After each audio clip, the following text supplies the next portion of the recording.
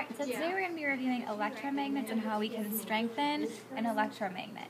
So the first thing that we need to know when we're creating an electromagnet are the necessary materials. So you see, of course, that you have a battery, you have a piece of wire to be used as a conductor, and normally you have an iron core running through here, but for the purpose of seeing the simulation, they've left that out. But we know that there's electricity running through this copper wire here because we see the electrons moving. So we're going to examine what happens to the strength of the electromagnet first when we strengthen the voltage, and then when we strengthen the number of coils.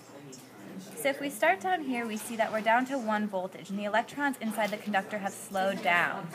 When we move our electromagnet, we see that the iron in the background is immediately attracted to the magnet, but there's not a lot of pull.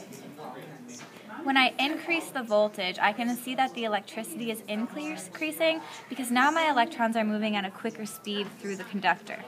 As I move the electromagnet around now, you can see that there's a greater pull coming in from the magnetic field of iron in the background.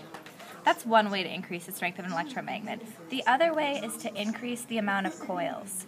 So if you're looking at an electromagnet with simply 1 coil of wire, you'll see that there again, like we saw before, there's not a huge strength from the electromagnet. It's pulling the iron near it, but not much farther. If I increase the number of loops all the way up here to let me do 4 at a time, when I move the electromagnet around, it has a greater pull. We see that the iron from further away is attracting to the electromagnet.